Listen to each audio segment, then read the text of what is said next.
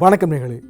ஒரு சிறுமியின் ஆவியை திருப்திப்படுத்துவதற்காக மரத்தில் தொங்கவிடப்பட்டிருக்கும் பொம்மைகள் பற்றியும், இயேசுநாதரின் சிலையில் பதிக்கப்பட்டிருக்கும் மனித பற்கள் பற்றியும், குள்ள மனிதர்கள் வாழும் ஒரு அதிசய கிராமம் பற்றியும் தான் இன்றைய நிகழ்ச்சியில் நாம் பார்க்க போகிறோம். சிறுமியின் ஆவியை திருப்திப்படுத்த மரத்தில் கட்டப்படும் பொம்மைகள். இயேசுநாதரின் சிலையில் பதிக்கப்பட்ட மனித பற்கள். குள்ள மனிதர்கள் வாழும் அதிசய கிராமம். உலகில் பரவி கிடக்கும் மர்ம பதிவுகள்.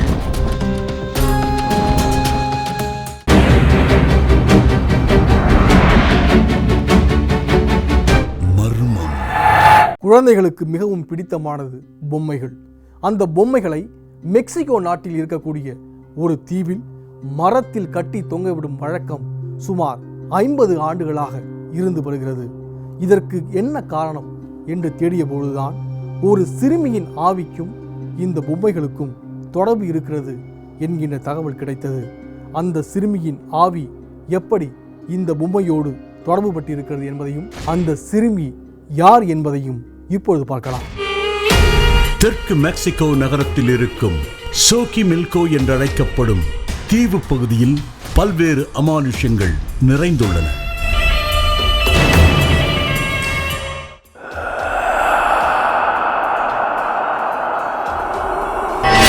இந்த இடத்தில் ஏராளமான சம்பவங்களும் நிகழ்ந்து தற்போது இந்த தீவு பகுதி ஒரு பேய் நடமாட்டமுள்ள திகில் நிறைந்த பகுதியாகவே பார்க்கப்படுகிறது.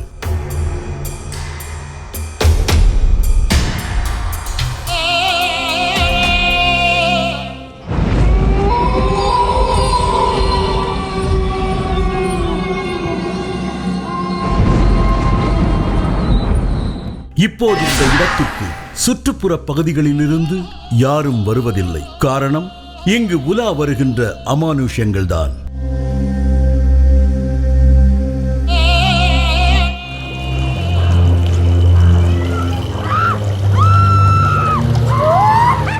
இந்த இடத்தை ஆய்வு செய்வதற்காக பல ஆராய்ச்சியாளர்கள் வந்து செல்கின்றனர். அப்படி இந்த தீவில் என்னதான் இருக்கிறது? எண்ணிக்கையில் இல்லா அளவிற்கு பொம்மைகள் தீவு முழுக்க மரங்களிலும் இங்குள்ள இடங்களிலும் கட்டி தொங்கவிடப்பட்டுள்ளது.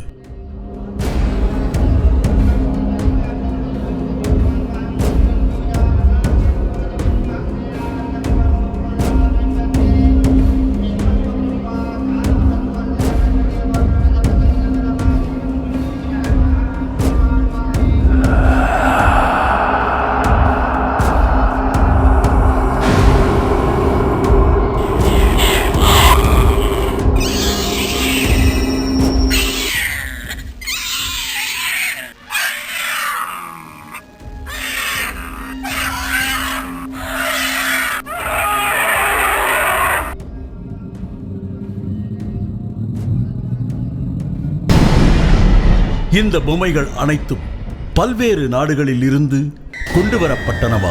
பல ஆண்டுகளுக்கு முன்பு இவ்வளவு பழமை வாய்ந்த பொம்மைகள் யாரால், எதற்காக, எப்படி கொண்டு வரப்பட்டிருக்க முடியும் என்ற கேள்விக்கு இங்கு வாழ்ந்த செபாஸ்டியன் ஃப்ளோரஸ் ஃபார் ஃபன் என்பவர் அந்த மர்ம கதையை பதிலாக கூறினார்.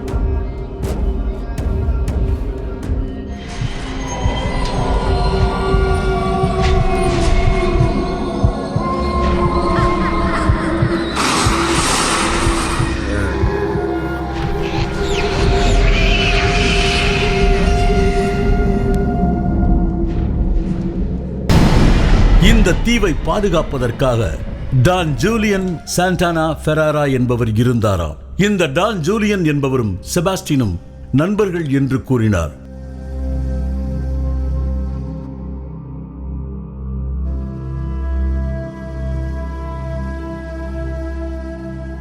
இந்த டான் ஜூலியன் தீவில் ஒரு நாற்காலியில் அமர்ந்து கொள்வார் என்றும், அவர் பல நேரங்களில் கிட்டார் இசைக்கருவியை வாசித்துக் கொண்டிருப்பார் என்றும் கூறினார். இந்த கிட்டார் இசையை ரசிப்பதற்காக கடல் கன்னிகள் அங்கே வந்ததாகவும் இங்கு வாழ்ந்த மக்களுக்கு கடல் கன்னிகளின் மேல் நம்பிக்கை இருப்பதாகவும் பலரும் கடல் கன்னியை பார்த்ததாகவும் கூறுகிறார். பலருக்கு இந்த தீவு பிடிக்காது எனவும், காரணம் இந்த தீவில் மோசமான பல அமானுஷ நிகழ்வுகளும் ஓசைகளும் இருப்பதாகவும் கூறினார்.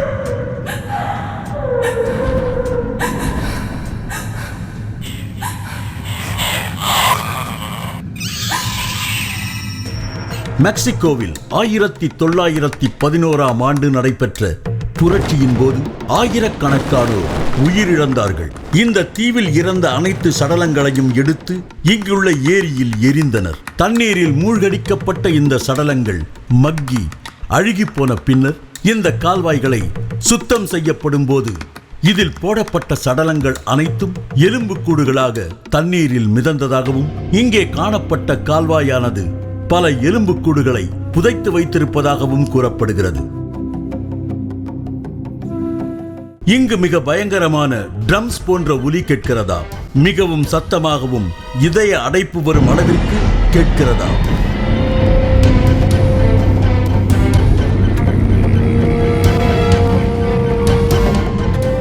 முதலில் பொறுமையாக ஆரம்பித்த இந்த பயங்கர ஒலி போக போக அதிகமாக ஒலிக்கிறது என்று கூறினார்.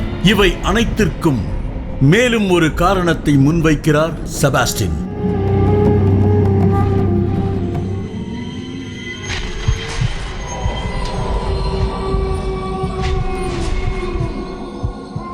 டான் ஜூலியன் அங்கே தங்கியிருக்கும் போது 50 வருடங்களுக்கு முன்பு சிறு பெண் மர்மமான முறையில் கால்வாயினுள் விழுந்து மூழ்கி போனாள். அவளை காப்பாற்ற முன் சென்ற டான் ஜூலியன் காப்பாற்ற இயலாமல் சோகத்திற்குள்ளாக்கப்பட்டார்.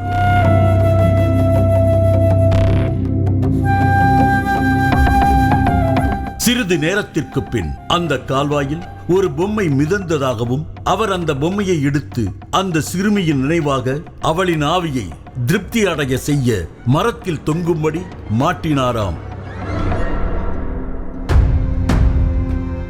பின்பு அந்த சிறுமியின் ஆவியானது அந்த பொம்மையில் இருப்பதாக நம்பியும், அந்த சிறுமி மேலும் பொம்மைகளை கேட்கிறது என்று கூறி பல்வேறு பொம்மைகளை சேகரிக்க ஆரம்பித்தாராம்.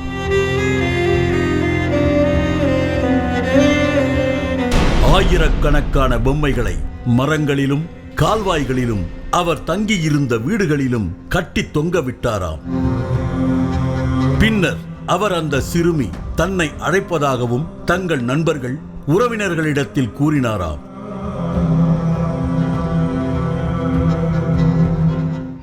ஆயிரத்தி 1950ஆம் ஆண்டு ஒரு நாள் அவர் அந்த சிறுமி விழுந்த அதே இடத்தில் மூழ்கி இறந்து கிடந்தார்.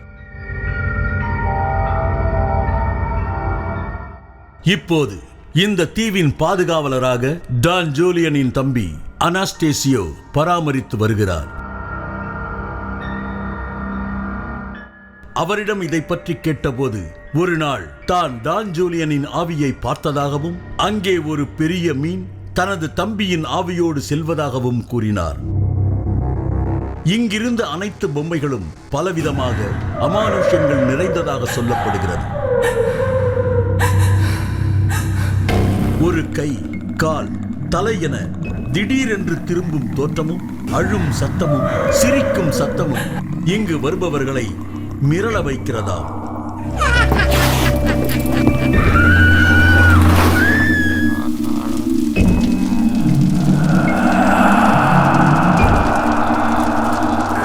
இந்த பகுதியில் இருக்கும் மக்கள் அனைவரும் சிறுமியின் ஆவி இங்கிருக்கும் பொம்மைகளில் இருப்பதாக நம்புகின்றனர்.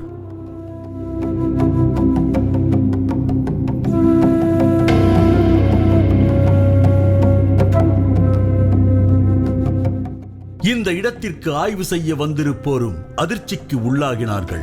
காரணம், திடீரென்று கேட்கும் குழந்தையின் சிரிப்பு, பூனை கத்தும் ஒலி, மிரட்டுவது போன்ற ஒருவரின் குரல் ஆகியவை, இவை அனைத்தும் இவர்களின் கேமராவில் பதிவாகி இருப்பதாக சொல்லப்படுகிறது.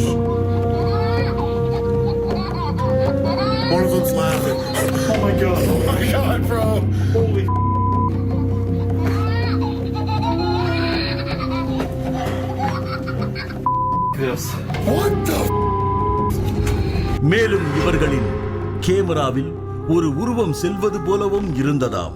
அது டான் ஜூலியன் என்றும் நம்பினார்கள்.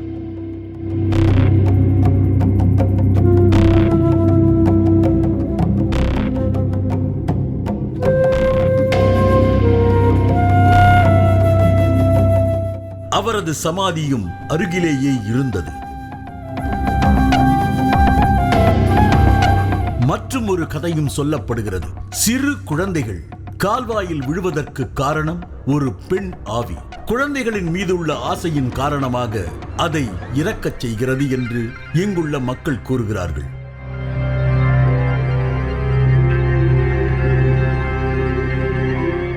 இப்பொழுது இந்த இடம் ஒரு சுற்றுலா தலமாகவும் மாறிவிட்டது.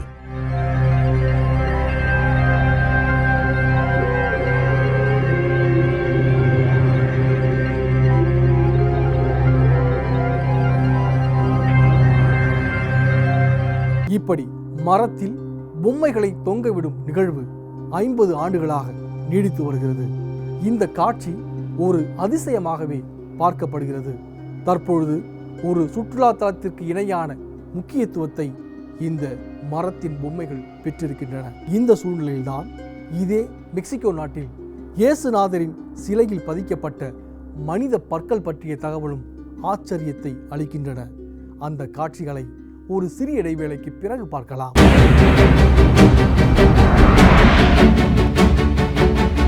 மர்மம்.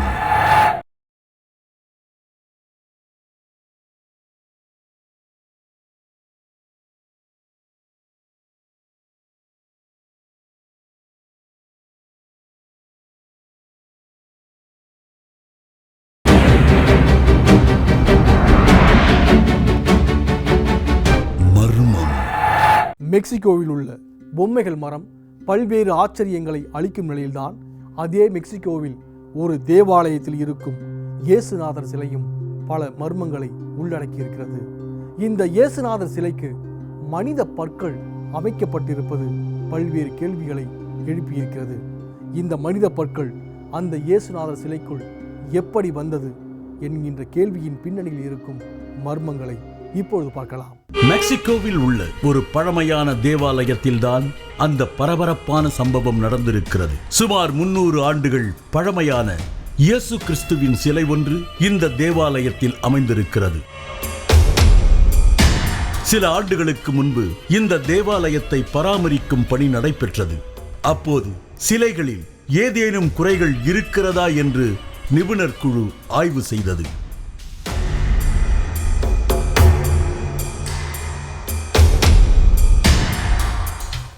இதற்காக எக்ஸ்ரே போன்ற சோதனைகளையும் மேற்கொண்டார்கள்.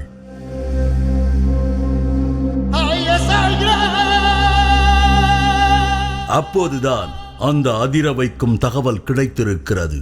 ஆம், இயேசு கிறிஸ்துவின் சிலையில் மனித பற்கள் அமைக்கப்பட்டிருப்பது கண்டுபிடிக்கப்பட்டிருக்கிறது.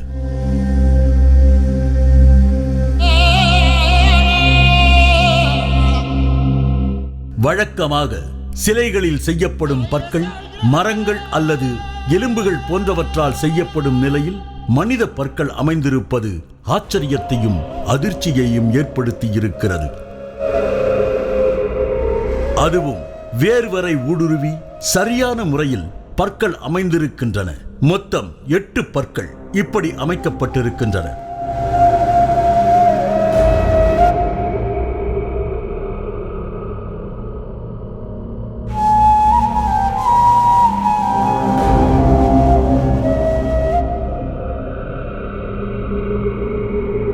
கிபி 17 மற்றும் 18ஆம் நூற்றாண்டு காலகட்டங்களில் பக்தர்கள் தங்கள் வேண்டுதலுக்காக உடல் பாகங்களை கொடுக்கும் வழக்கம் இருந்ததாகவும் அப்படி காணிக்கையாக கொடுக்கப்பட்ட பற்களாக இவை இருக்கலாம் என்றும் கூறப்படுகிறது.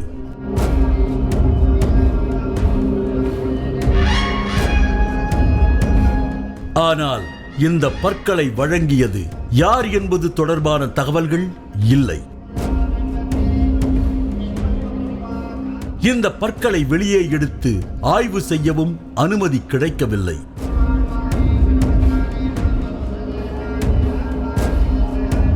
இதனால் இயேசுநாதர் சிலையில் வைக்கப்பட்டிருக்கும் மனித பற்கள் மீதான மர்மம் நீடித்துக் கொண்டே இருக்கிறது. கிபி 18ஆம் நூற்றாண்டைச் சேர்ந்ததாக சொல்லப்படும் இந்த மனித பற்கள் இயேசுநாதர் சிலைக்குள் எப்படி வந்தது என்பது தொடர்பாக பல்வேறு ஆய்வுகளும் நடத்தப்பட்டு வருகின்றன. பக்தர்கள் காணிக்கையாக இந்த பற்களை அளித்திருக்கலாம் என்று சொல்லப்படுவதற்கு எதிராக கருத்துக்களும் முன்வைக்கப்படுகின்றன. இந்த சூழ்நிலையில்தான் நாம் குள்ளர்கள் வசிக்கக்கூடிய ஒரு ஆச்சரிய கிராமத்தையும் பார்க்க போகிறோம். ஒரு சிறிய இடைவேளைக்கு பிறகு குள்ளர்கள் வாழும் அந்த கிராமத்தை பார்ப்போம்.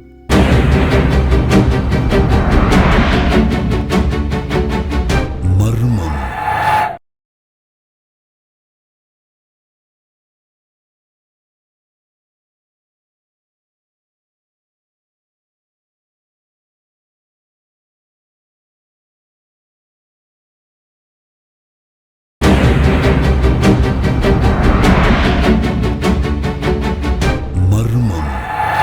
மிக உயரமான ராட்சத மனிதர்களும் குள்ளமான மனிதர்களும் வாழ்ந்தார்கள் என்பதை புராணங்களிலும் இதிகாசங்களிலும் நாம் கேள்விப்பட்டிருப்போம்.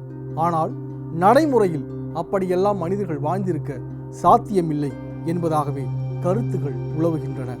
மலை உச்சியில் இருக்கக்கூடிய குகைகளில் குள்ள மனிதர்கள் வாழ்ந்தார்கள் என்கின்ற கருத்து நம் தமிழகத்தில் கூட இருக்கிறது. ஜவ்வாது மலை உள்ளிட்ட பல பகுதிகளில் இருக்கக்கூடிய சிறிய சிறிய அரை பகுதிகளில் குள்ள மனிதர்கள் வாழ்ந்தார்கள் என்றும் அது வாலியர் வீடு என்று அழைக்கப்படுவதாகவும் நாம் கேள்விப்பட்டிருக்கிறோம். இந்த சூழ்நிலையில்தான் தென்மேற்கு சைனாவில் இருக்கக்கூடிய ஒரு கிராமத்தில் குள்ளமாக மனிதர்கள் காலம் காலமாக வாழ்ந்து வரும் தகவல் நமக்கு கிடைத்தது. அந்த காட்சிகளை இப்பொழுது பார்க்கலாம்.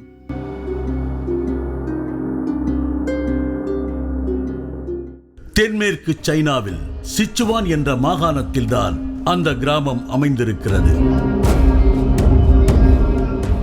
டுவார்ஃப் என்றழைக்கப்படும் இந்த கிராமத்தில் இருக்கும் மக்கள் சராசரி மனிதனை விட மிக குறைவான உயரத்தில் காணப்படுகிறார்கள்.